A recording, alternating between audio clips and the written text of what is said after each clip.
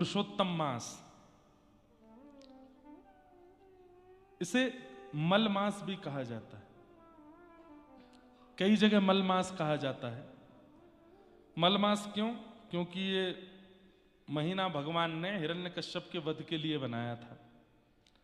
हिरण्यकश्यप ने वरदान मांगा था कि मैं 12 महीनों में से किसी भी महीने में ना मरूं, तो भगवान ने 13वां महीना बनाया मल मास। जैसे हिरण्यकश्यप का वध हुआ, पूरे विश्व में हवा की तरह बात फैल गई। 4 साल में एक बार आने वाला ये मल मास, इसमें किसी भी प्रकार का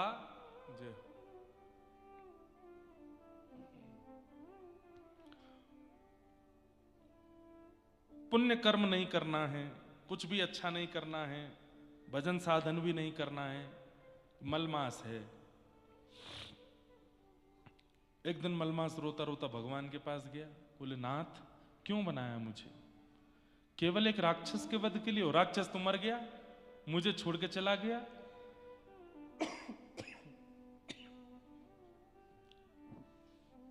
अब मेरी हालत मुझे कोई स्वीकार नहीं करता।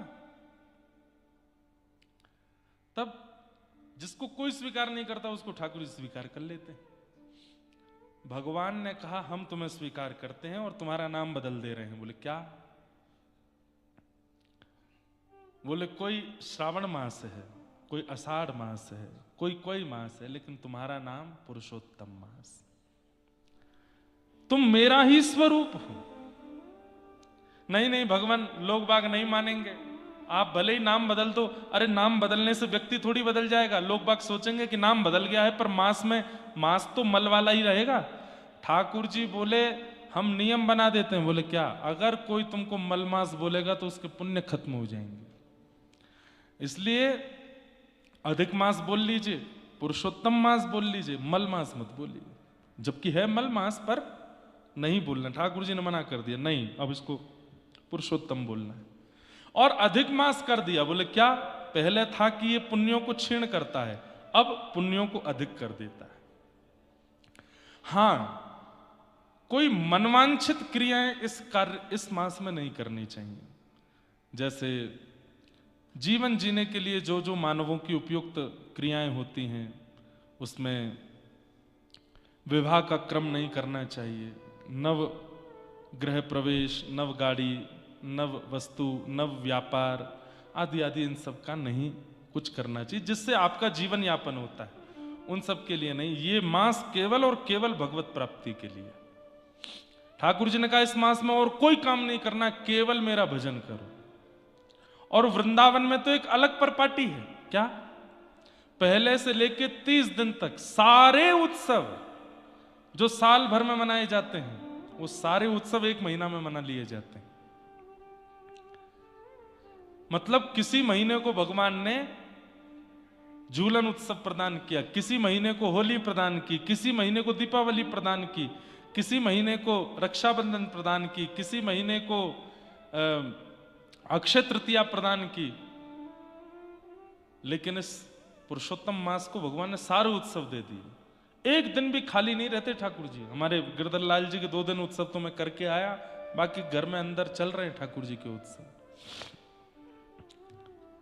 अब जब हमारी कथा है वृंदावन में, यहां से जाके आगरा में कथा, आगरा के बाद वृंदावन में कथा है 7 से 13 जून, तब फिर प्रकट उत्सव फिर से होंगे लाल जी के।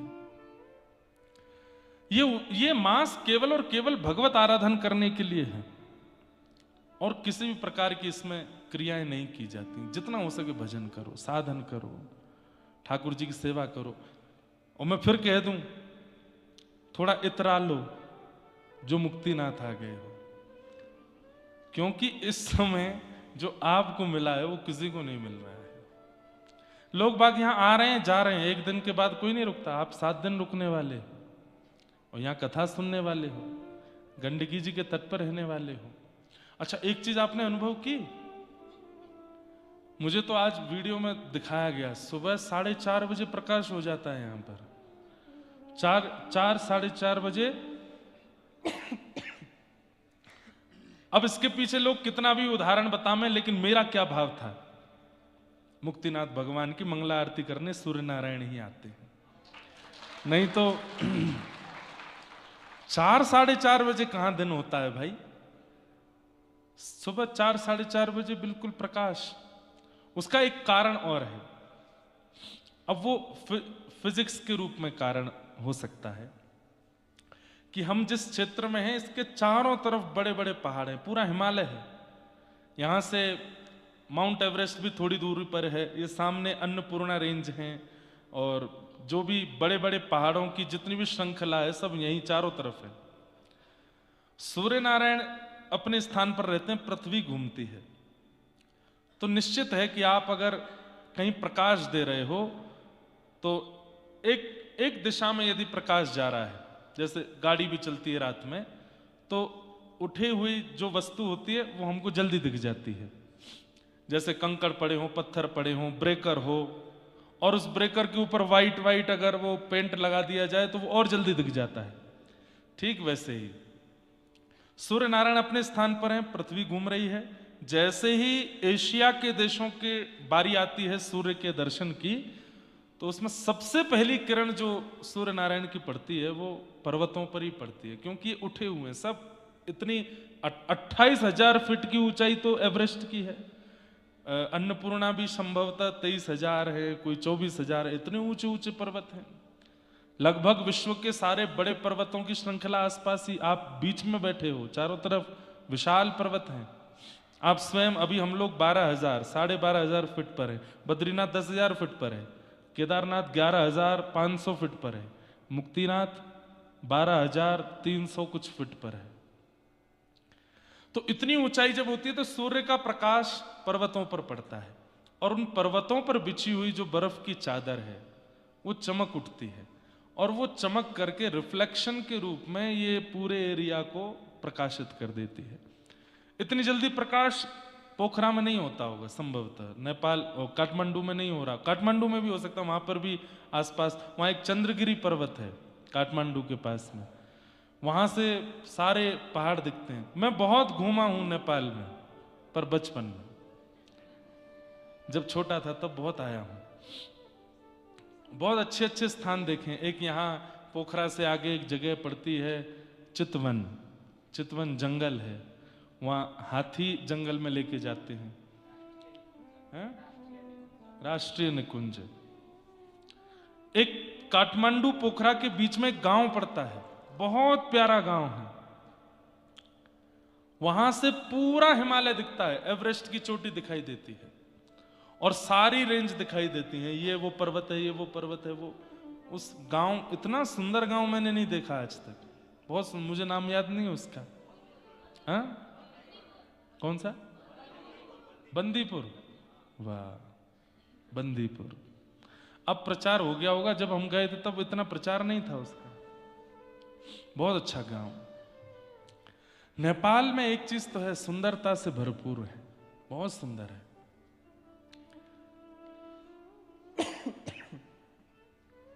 कभी कभी बस एक बात मन में आती है, वो मैं कह सकता हूं, कोई मुझ पे अगर पीछे नहीं पड़े तो, थोड़ी मंदिर में जब सेवा आदि का हम दर्शन करने जाते हैं तो थोड़ा लगता है कि थोड़ी और पवित्रता अगर रखी जाए। ठाकुर जी को कोई दिक्कत नहीं है, ठाकुर जी तो रमता जोगी हैं बेचारे, पर्वत पे बैठे तपस्या करने आए यहां भगवान। क्यों? ताकि हम सबको मुक्ति मिल सके, इसलिए भगवान यहां तप करने के लिए आए थे। वो तो तपस्या के भेष में, उनको कोई आवश्यकता नहीं है बहुत स्वच्छता पर हमारी ये जिम्मेवारी बनती है कि ठाकुर जी का मंदिर स्वच्छ हो। पशुपतिनाथ दर्शन करने भी हम गए, बहुत आनंद हुआ। वहां पर भी दक्षिण भारत के सेवाधिकारी सब सेवा करते हैं, और यहाँ पर भी सेवा होती है। बस मंदिर का जो बाह्य रूप है वो थोड़ा और स्वच्छ हो जाए। तो नेपाल के पास बहुत कुछ अद्भुत है। अरे और क्या, सबसे बड़ा पर्वत आपके पास है, हिमालय है साक्षात आपके पास, और क्या चाहिए?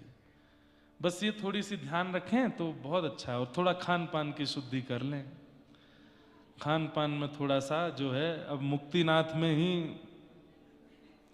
सब हो जाता है। इसलिए हमने यहाँ पे अन्नशाला रखी है आप लोगों के लिए भी, और कई लोग ऐसे हैं जिनका रजिस्ट्रेशन नहीं है, वो भी आए, तो हमने कहा नहीं सबको पवाओ, कहाँ खाएंगे वहाँ पे, वहां बाहर तो कुछ मिलेगा नहीं, सबको पवाने की व्यवस्था रखो। तो थोड़ा अन्न शुद्धि और थोड़ा मंदिर के वातावरण की शुद्धि, बस ये 2 काम हो जाएं तो कोई पकड़ नहीं पाएगा नेपाल को, इतना आगे चला जाए। ऐसे अद्भुत अद्भुत स्थान यहां पर है। कहां तक कहें, हमारे भारत में रामकृष्ण प्रकट होते हैं, पर उन राघव जी के चित्त को सदा अपने मंद मुस्कान से हरण करने वाली जानकी जी नेपाल में प्रकट होती हैं। या तो हमारा बरसाना है या आपका जनकपुर है नेपाल का, या तो व्रजमंडल में किशोरी जी प्रकट हुई हैं या नेपाल में प्रकट हुई हैं, और कहीं नहीं हुई। और वहां तो रामकृष्ण प्रकट हुए, पर रामकृष्ण को कलयुग में स्थापित करने वाले शालिग्राम वो तो नेपाल में ही प्रकट होते हैं, और कहीं शालिग्राम जी नहीं मिलते, केवल नेपाल। रुद्राक्ष यहां प्रकट होते हैं, एक मुखी रुद्राक्ष, मतलब हरि भी यहीं प्रकट होते हैं, हर भी यहीं प्रकट होते हैं, किशोरी जी भी यहीं प्रकट होती, सब यहीं प्रकट हो रहे हैं। सब कुछ तो है नेपाल के पास। बस थोड़ा सा इन चीजों का ध्यान रखें तो बहुत अद्भुत हो जाएगा। आइए हम लोग थोड़ा क्रम में चलें। मेरे पास कुछ प्रश्न भी आए हैं। जो सामान्य है वो भी अधिक में 100 गुना प्राप्त करेगो, लेकिन जो नित्य मंदिर जावे, नित्य कथा श्रवण करे, नित्य किशोरी जी की सेवा करे, नित्य अपने ठाकुर जी की सेवा करे, वाको कितनो अधिक होएगो ये ठाकुर जी के हाथ में। कर्मण्येवाधिकारस्ते मां फलेषु कदाचन। ठाकुर जी कह रहे हैं तुम कर्म करो, फल मेरे हाथ में है। तो जो नित्य सेवा कथा श्रवण आदि आदि क्रमन में रहे में, उनको कितनो अधिक होएगो ये ठाकुर जी जाने, लेकिन हाँ यो है 100 से तो अधिक ही होएगो। तो ये कथा श्रवण कर रहे हैं 7 दिन की कथा, तो 100 कथान को फल मिलना तो मिनिमम है। जो यहां नित्य सेवा करवे वाले बैठे हैं, नित्य पूजन करवे वाले बैठे हैं, नित्य ध्यान करवे वाले बैठे हैं, नित्य जप करवे वाले बैठे हैं, उनको कितनो अधिक होएगो ये तो ठाकुर जी जाने, ये तो ठाकुर जी की कृपा है। ऐसे अधिक मास में, पुरुषोत्तम मास में हम कई जगह या को मलमास कहो जाए, और मलमास के भाव से कोई नए काम, विवाह आदि आदि आदि कई क्रिया या मास में ना हो में, लेकिन हमारे ठाकुर जी इतने करुणामयी हैं, अकारण करुणा वरुणालय हैं। ये जीवन को स्वीकार करें, ये जानवरन को स्वीकार करें, ये पशु पक्षीन को स्वीकार करें, इनने ऐसे महीना को भी स्वीकार कियो जाकू सब मलमास के हैं। महीना रोतो रोतो ठाकुर जी के पास गयो और बोलो आपने मेरो निर्माण काई को कियो?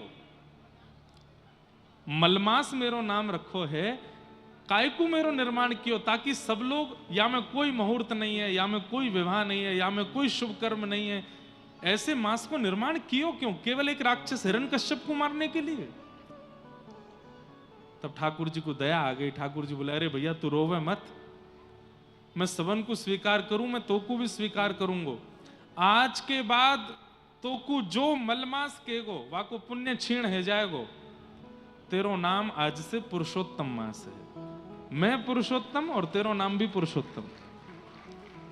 या मास की विशेषता का, या में बहवे वाली हवा, या में दिखने वाले सूर्य, या में दिखने वाले चंद्र, या में आवे वाले हर व्यक्ति, फूल पत्ते फल कण सब कछु पुरुषोत्तम स्वरूप है, सब ठाकुर जी के स्वरूप में है। इसलिए पुरुषोत्तम मास बहुत विशेष है। लेकिन इस मास की विशेषता यह है कि इस मास में और कुछ नहीं करना, केवल भजन करो, केवल ठाकुर जी को भजन करो, घर में उत्सव करो, आम मनोरथ करो, नौका विहार करो, फूल बंगला करो, ठाकुर जी के चंदन उत्सव करो, नित्य उत्सव। 1 महीना तक जितना हो सके ठाकुर जी को मुखोल्लास करो, ठाकुर जी को प्रसन्न करो। या मास में यही नियम है और कोई नियम नहीं। लेकिन ऐसे मास में यदि कथा श्रवण को मिल जाए तो ये ठाकुर जी की बहुत बड़ी कृपा है। ये बल्केश्वर महादेव की कृपा है कि आगरा में आप सब लोग पुरुषोत्तम मास के अवसर पर यमुना जी के पावन तट पर कथा श्रवण कर रहे हैं और मैं सुनावे के काजे आया हूं। हमारे समस्त आयोजक समिति और हमारे श्री सुनील कांजी नागर और श्री कपिल नागर जी, जिनके मनोभाव से ये कथा हो रही है, उनको बहुत बहुत प्रणाम। क्या बढ़िया बौछार गिर रही हैं पंडाल में हैं। जो लोग बिल्कुल या बौछार के नीचे बैठे हैं 3 घंटा के अंदर तो नहा जाएंगे। लोग बाग कहेंगे भैया ऐसी कथा सुन के आयो, कोई पसीना पसीना है को? वाकू बताइयो भैया ये पसीना ना है, ये बौछार नहीं है, ये तो किशोरी जी की कृपा ही है। कृपा दिखे ना है, लेकिन यही बौछार यही फुब्बारे बाहर लगे होते तो सामान्य फुब्बारो है, सामान्य बौछार है, लेकिन कथा में लगो है तो हम याकू कृपा ही मानेंगे। किशोरी जी की कृपा ही है, यही बरस रही है। याकू जितना है सके ले लो। सब लोग यहाँ बैठे हैं, कई लोग बाहर खड़े हैं, आप सब भी भीतर आए जाओ। जहां जगह मिले वहां बैठ जाओ और जगह नहीं है तो बाहर ही बैठ जाओ। ये पुराण संहिता है, श्रीमद् भागवत संहिता, सम्यक हितम यासा संहिता, जो सबका हित करती है। खड़े होकर के सुन रहे हैं, बैठ करके सुन रहे हैं, लेट करके सुन रहे हैं, और धीमे से कहूं तो सो करके सुन रहे हैं, उनको भी कल्याण है। मैं जब यहां आ रहे हो तो मोको ऐसी पतो चली कि महाराज जी आगरा में एक भ्रांति फैली है। मैंने की कहा भ्रांति है? बोले आप आगरा में रुकवे के घर जावे के लाखों रुपया ले रहे हो, यहां पे आगे बैठ के कथा सुनने वाले बहुत रुपया दे रहे हैं। हम व्यास मंच से करबद्ध निवेदन कर दें, 40 मिनट दूर है वृंदावन यहां से, काई को रुकूंगा मैं आगरा? तो फिर तो घर ही जाऊंगा, रोज घर जाऊंगा, घर ते आऊंगा। भैया वैसे हमें वृंदावन रहवे को मिले ना है, जैसे तैसे तो अवसर मिलो है, तो काय को चूके, रोज जामेंगे वृंदावन और श्री धाम जाकर के वहां अपने घर ही निवास करेंगे, राधा कृष्ण लाल जी के उत्सव करेंगे, तब यहां आएंगे। तो ये जितनी भी भ्रांतियां, अब क्या है कि हमारी व्यासपीठ बहुत ज्यादा प्रत्युत्तर नहीं देती, बहुत ज्यादा सफाइयां नहीं देती, इसलिए लोग कुछ भी बात बना देते हैं। बोलो इतने रुपया ले रहे हैं, इतने लाख रुपया ले रहे हैं, कुछ नहीं ले रहे हैं। यहां जो आगे की ओर बैठे हैं ये भी आयोजक समिति, आयोजक लोगों के ही रिश्तेदार नातेदार होंगे, उनके परिवार ही होंगे। बाकी कल हम एक और थोड़ी सी यहाँ में व्यवस्था कराएंगे कि नेक और आगे खिसक आओ, ताकि पीछे वाले लोगों को और बैठने को मिले। और कोई सामान्य और विशेष कथा में नहीं होना चाहिए। कथा में विशेष केवल ठाकुर जी हैं और सामान्य सारे श्रोता हैं। इसलिए हमारी उन लोगों से प्रार्थना जो आगे बैठे हैं, 4 बजे से कथा है तो आप 2:30 बजे आ जाओ, आकर के अपना स्थान ग्रहण करो। और ये बीच में जो बैरिकेटिंग लगी है ये नेक और आगे की तरफ हो जाए, ताकि पीछे वाले लोगों को और पास आने को अवसर मिले। हाँ, 2-3 स्क्रीन लग तो रही हैं, एक और वहां पीछे की तरफ और लग जाए तो और बढ़िया रहेगा। सबको दर्शन होना चाहिए। अभी लगभग हमारी कथाओं में ऐसा हो जाता है कि कहीं पर वीआईपी पास है, कहीं पर वीवीआईपी पास है। ये वीआईपी वीवीआईपी पास, नाम वीआईपी वीवीआईपी मत रखो, बस पास दे दो। ये परिवार के जन हैं, ये आयोजक परिवार के हैं, ये कार्यकर्ता परिवार के हैं।